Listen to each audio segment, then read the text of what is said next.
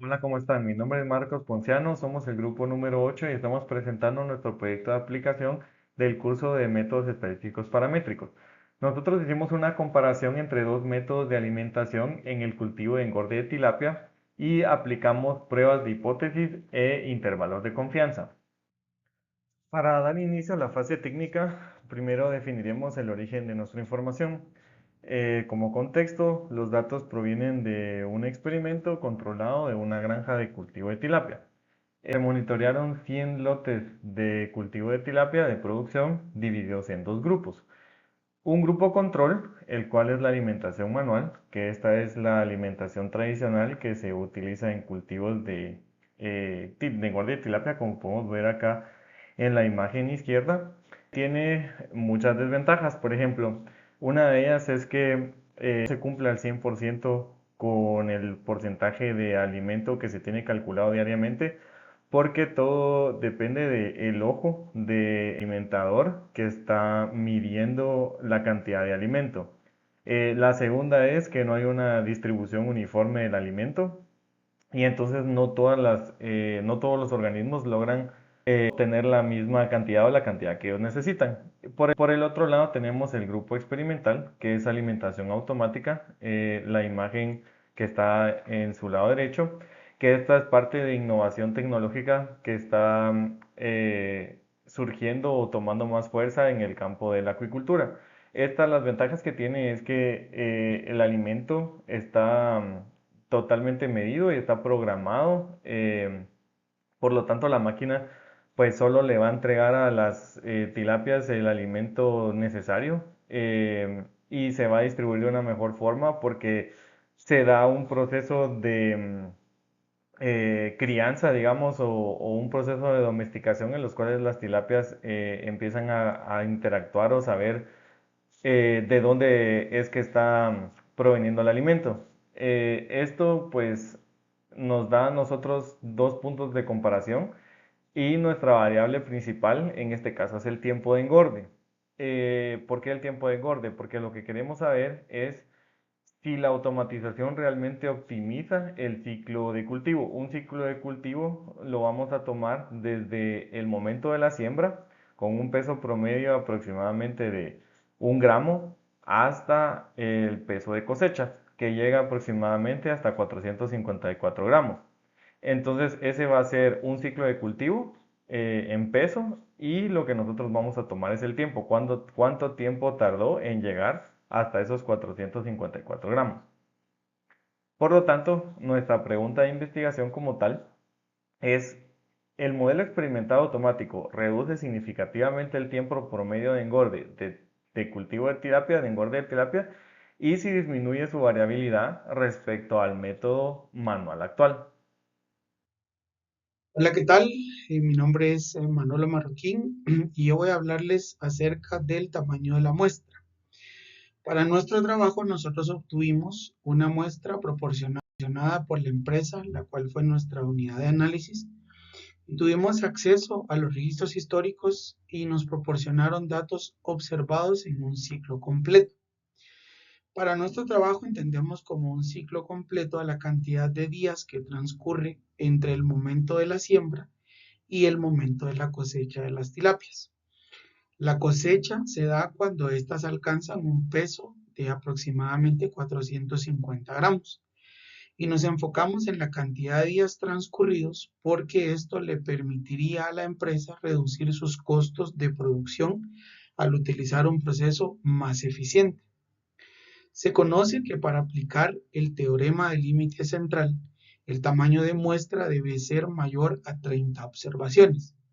Esto porque sin importar la forma que tenga la distribución de la variable, conforme el tamaño de muestra crece, los datos se ajustan a una distribución normal, adoptando la forma de una campana de Gauss.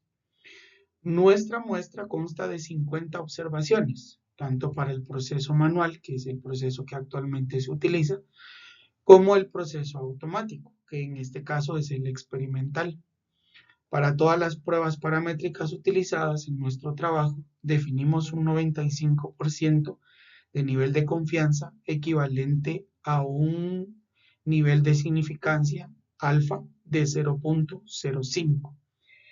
Este 0.05 es la probabilidad máxima que aceptamos de cometer el error tipo 1, que consiste en rechazar la hipótesis nula cuando ésta realmente es verdadera.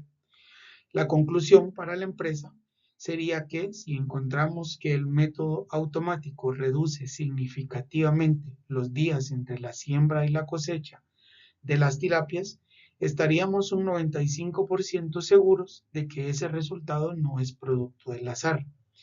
Es así como definimos que nuestro tamaño de muestra es adecuado y además compatible con el teorema del límite central y que nos permite utilizar pruebas paramétricas para sustentar nuestras conclusiones.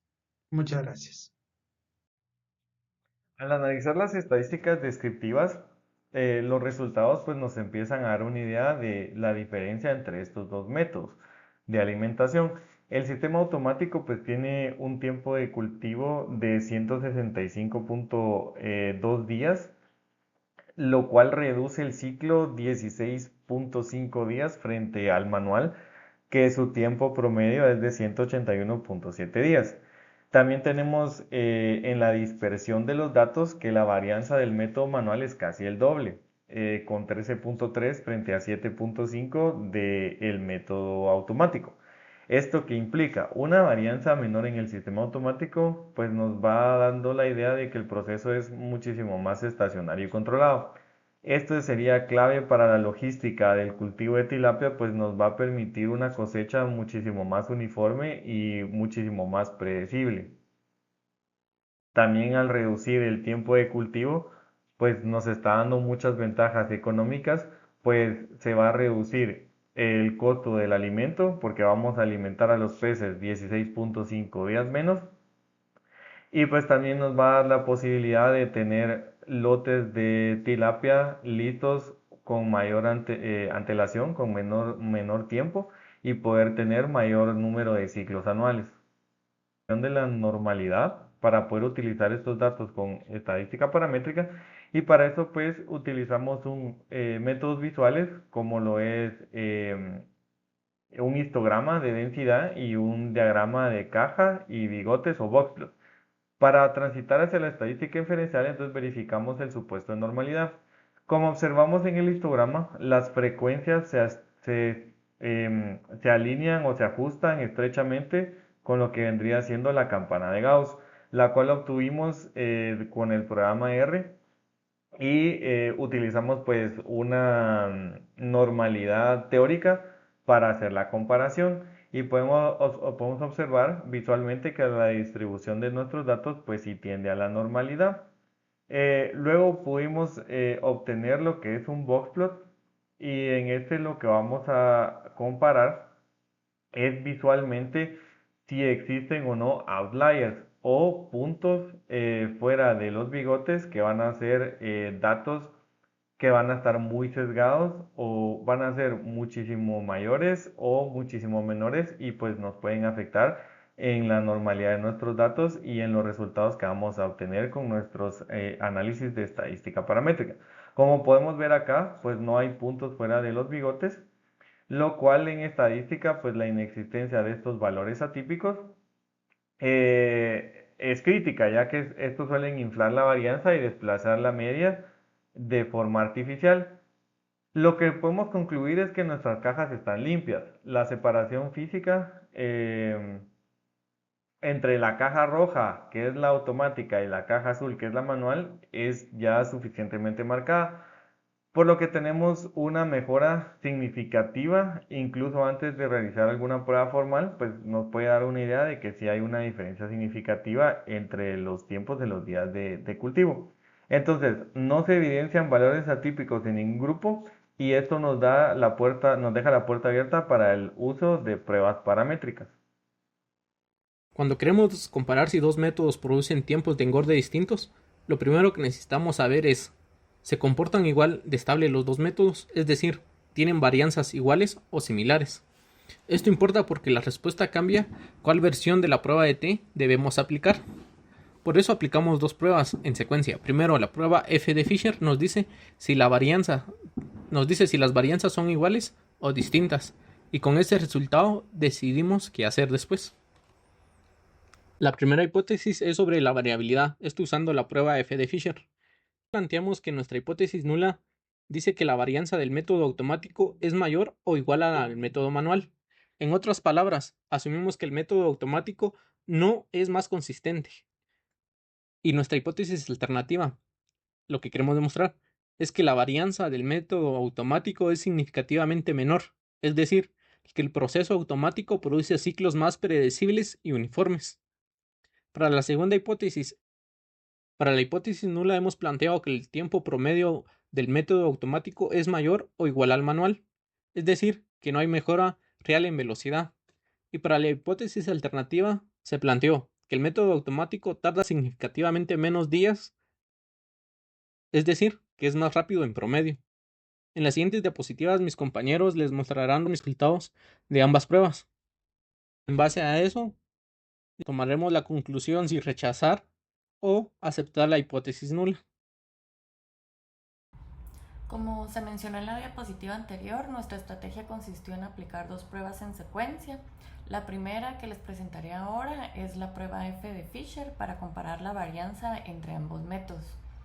La aplicamos en primer lugar porque el resultado que nos dé tiene una consecuencia lógica directa.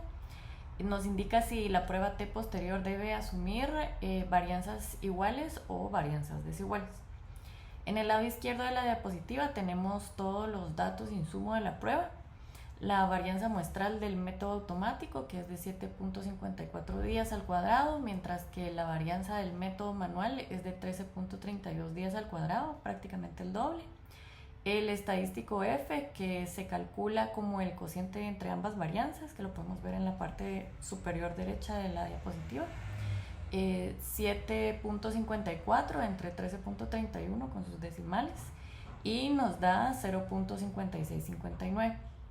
Trabajamos con 49 grados de libertad tanto en numerador como denominador porque es n-1 en cada grupo, 50-1, y el valor crítico nos da 0.6222, como también el valor P de una cola es de 0.0245. Como nuestra decisión es clara, debido a que 0.0245 es menor que nuestro nivel de significancia alfa 0.05, rechazamos la hipótesis nula. ¿Qué significa esto en términos estadísticos? Que el valor P representa la posibilidad de haber observado un cociente de varianza igual o más grande que 0.5659 si las varianzas poblacionales fueran realmente iguales. Pero esa probabilidad 0.0245 o 2.45% como probabilidad es pequeña como para concluir que la diferencia que observamos no se explica por azar muestral, sino por una diferencia real entre procesos. En cómo se traduce al contexto del negocio, esto significa que el método automático no solo es distinto, sino que es más consistente que el método manual. Esa menor variabilidad también se puede traducir por ejemplo, ciclos de engorde más predecibles, lo que nos puede derivar de una mejor planificación en cosechas o mayor capacidad de fechas de entrega o reducción de riesgos en el ciclo operativo de la empresa. Y también, como mencionamos al inicio, hay una consecuencia metodológica de esta prueba, y es que con el resultado que rechazamos la igualdad de varianzas entre ambos métodos. La prueba T, que se les presentará en la siguiente diapositiva, debe aplicarse una prueba de corrección de Welch, no con la T-Student clástica, y esto nos asegura que los grados de libertad y el error estándar se ajusten correctamente al hecho de que las dos poblaciones tienen distintas dispersiones con varianzas desiguales. Para la segunda prueba estadística aplicamos la prueba T de Student con la corrección de Welch. Elegimos esta variante específicamente porque la prueba F de Fisher que vimos anteriormente nos confirmó que las varianzas de los dos métodos son significativamente diferentes. Y cuando las varianzas son desiguales, la corrección de Welch ajusta los grados de libertad para que la prueba sea válida. En este caso nos dio aproximadamente 91 grados de libertad. Nuestra hipótesis nula plantea que el tiempo promedio del método automático es igual o mayor al manual. Entonces nuestra hipótesis alternativa es lo que queremos demostrar, que es el automático que tarda menos que el manual, es decir, que va a ser menor. Al calcular el estadístico t, obtenemos un valor de menos 25.79. Para ponerlo en perspectiva, el valor crítico al 5% de significancia, tenemos un valor de menos 1.66.17, que está, nuestro valor estadístico está muy por encima del umbral, lo que traduce que un valor P prácticamente igual a 0. Acá vemos que es 6.36 por 10 a la menos 44. Esto nos lleva a rechazar contundentemente lo que es la hipótesis nula. Y para cuantificar la magnitud de esa diferencia, calculamos el intervalo de confianza al 95%, que nos da entre menos 17.94 y menos 15.38 días. Esto significa que con un 95% de confianza, el método automático reduce el ciclo de engorde entre 15 y 18 días por lote, una mejora operativa muy significativa para la empresa. Para el grupo 8, la interpretación de estos hallazgos desde la perspectiva empresarial es que la implementación del método automático reduce el ciclo de engorde en promedio 16.66 días, dado el intervalo de confianza al 95%. En términos prácticos, esto significa que podemos liberar las pilas de cultivo casi 2 semanas antes, permitiendo una mayor rotación de activos y más ciclos de producción al año. Ahora bien, basados en el análisis paramétrico, llegamos a las siguientes conclusiones. Primero, confirmamos con total evidencia que el método automático es superior al manual para reducir el tiempo de engorde. Segundo, cuantificamos esta mejora en una reducción media de 16.66 días. Y tercero, validamos que estos resultados son técnicamente sólidos. Las pruebas de Shapiro-Wilk confirmaron la normalidad de los datos, mientras que las pruebas de Fisher y Welch nos permitieron manejar correctamente la varianza entre grupos, asegurando que nuestra inferencia es robusta y confiable para la toma de decisiones. Finalmente, para capitalizar estos hallazgos, el grupo 8 propone la siguiente ruta. Primero, proceder a la transición y posible inversión para estandarizar el sistema automático de forma gradual en todas las unidades de producción, dada su ventaja competitiva demostrada. Segundo, implementar herramientas de control estadístico de procesos para vigilar la estabilidad del sistema en futuros ciclos. Y por último, realizar un estudio de retorno de inversión que contraste el costo del equipo contra el ahorro generado por los 16 días de alimento y mantenimientos ganados. Con esto cerramos un ciclo de análisis que une la estadística con la estrategia empresarial. Muchas gracias.